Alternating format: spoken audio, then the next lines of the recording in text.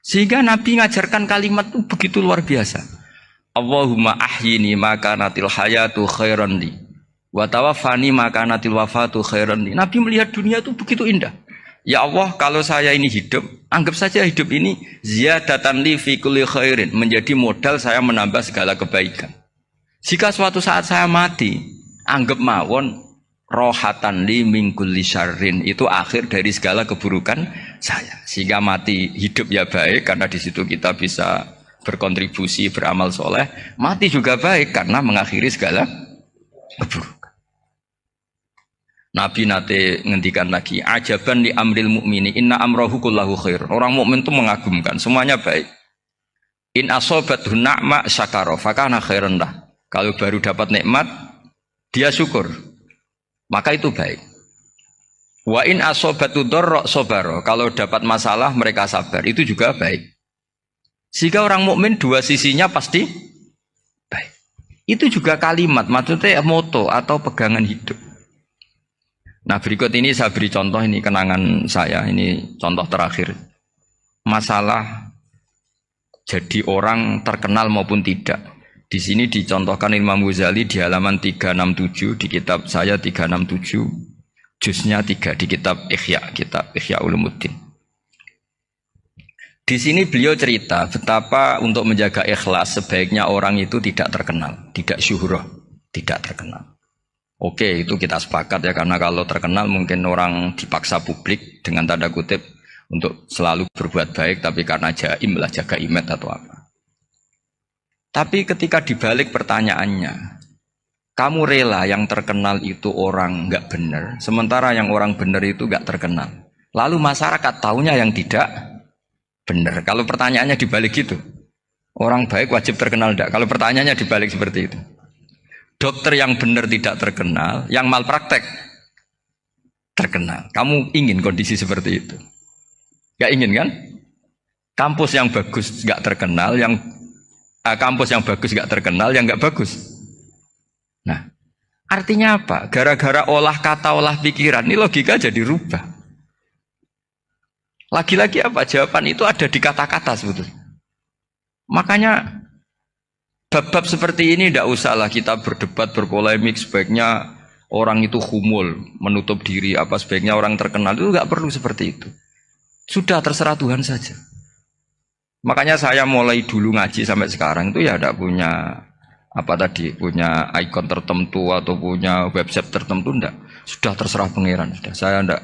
Saya juga tidak sok suci materialistik atau enggak, ya tidak mikir saya. Bukan apa-apa ya, karena saya ini kiai, jadi biasa urusannya sama Allah, tidak sama makhluk. Jadi pusing kalau sama sarah-sarahnya makhluk itu pusing. Meskipun rektor kalau nasihati saya pasti tidak saya terima, itu tetap makhluk, itu sudah ada ngefek kalau saya itu sudah ada itu. Bukan karena saya sombong, ya memang makhluk betul gitu, bukan. Cuma nasibnya bejo aja, tapi makhluk tetap makhluk. Saya beri contoh ya. Ini makalah yang ditulis Imam Ghazali. Ya, i'lam aslahaka Allah anna aslal jah wa intisarus sayyid atau sayyidi wal istihar. Wa huwa mazmum itu. Balil mahmudu al-khumulu illa man syaharahu wa ta'ala linasri dini min ghairi takallufi talabi syuhrati minhu. Jadi kalau kamu ingin ibadah kamu selamat, ya kamu jangan terkenal. Tapi resikonya adalah kalau kebaikan itu tidak terkenal, maka enggak dikenali. Kalau enggak dikenali berarti masyarakat hanya punya percontohan yang tidak baik, karena yang baik tidak terkenal. Jadi itulah ulama-ulama dulu. Jadi apa-apa itu dibanding-bandingkan. Kemudian nanti kelihatan, jawabannya itu kelihatan. Jadi ulama dulu itu biasa ngarang misalnya afatun nikah, sisi negatifnya nikah. Harus ngurmat istri, harus macam-macam, kalau terlantar itu ya dosa. Seperti tadi Pak Marsudi cerita, kalau orang ngapalkan Quran itu takut lupa, kalau lupa itu jadi dosa. Pertanyaannya, kalau semua orang takut lupa, takut dosa, semua orang nggak hafal Quran karena potongan-potongan lupa. Cara berpikir tidak seperti itu. Kalau berpikir ya namanya hafalan, ya inginnya hafal, kan nggak ingin lupa. Nah nanti kalau takdirnya lupa karena hal-hal yang dimaklumi oleh syariat itu nggak yang termasuk dosa. Yang dosa itu lupa tak diwiri udhrin syar'iyyin, lupa yang tidak ada sebab yang apa? Syar'i. Tapi lupa bawaan EQ-nya tidak bagus. Lupa bawaan sering dibentak. Oh itu enggak masalah karena bawaannya orang tertekan itu ya lupa. Coba kamu hafal Quran. Terus punya kredit jatuh tempo. Pas hari itu aku yakin enggak cerdas sudah. Itu bawaannya orang tertekan itu pasti lupa. Jadi ya saya teruskan ya. Jadi terus ada makalah yang sangat bagus sekali tentang itu. Saya baca ya. Wa yadullu ala dzalika anna Allah azza wa jalla amaral anbiya'a bi idharil amali lil iktida wa khassahum bi mansibin nubuwah. Wala yajuzu ayyudhanna bihim annahum khurrimu afdhalal amalen. Jadi orang yang terlalu mendewa-dewakan khumul itu menutup diri. Oke itu baik karena dengan khumul, dengan menutup diri Anda tidak riya, Anda tidak pamer. Tapi kata Imam Ghazali, kamu juga harus ingat di antara syaratnya Nabi itu harus mengumumkan kalau beliau itu seorang Nabi. Harus memaklumatkan kalau beliau seorang Nabi supaya bisa diikuti. Caranya sholat harus diumumkan sehingga Nabi itu mengatakan harus jamaah. Karena dengan cara jamaah itu bisa shollu kama ra'aitumuni usolli. Coba kalau Nabi sholatnya nggak diperlihatkan, kamu harus sholat yang benar. Caranya gimana ya Rasulullah? Itu rahasia. Bingung nggak kira-kira? Bingung nggak? Ya misalnya amal rahasia selalu lebih baik. Terus ada pertanyaan, Nabi ngendikan kamu sholat yang benar. Caranya gimana Nabi? Ya itu rahasia. Terus gimana coba? Tapi Nabi ngendikan apa? Shollu kama ra'aitumuni usolli. Ya sudah kamu sholat, niru saya sholat. Berarti Nabi sholatnya diperlihatkan apa disembunyikan? Diperlihatkan. Jadi begitu juga saya berkali-kali bilang, orang tahu kalau itu bidan ya berdasar tulisan itu bidan. Tahu kalau itu dokter gigi ya itu dokter gigi. Jangan sampai gara-gara tidak ada tulisan mau beli alat bangunan di dokter gigi. Mau periksa gigi di toko bangunan. Gara-gara apa? Nggak ada maklumat. Nah, di sini ulama-ulama selalu memaklumatkan dirinya. Termasuk Imam Ghazali ketika ngarang kitab dinamai Ihya Ulumuddin, bahwa kitab ini bisa menghidupkan ilmu-ilmu agama yang mulai hilang. Begitu seterusnya.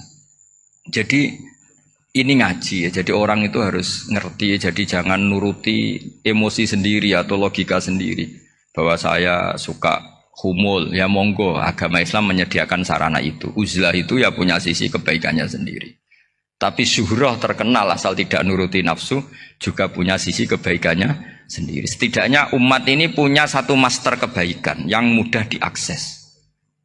Tapi tadi saya ulang lagi, jangan karena hadzun nafsi, jangan karena kepentingan pribadi. Makanya di sini disebutkan wa yadullu ala dzalika ay ala syuhrah anna Allah taala amaral anbiya bi idharil amal lil iktida.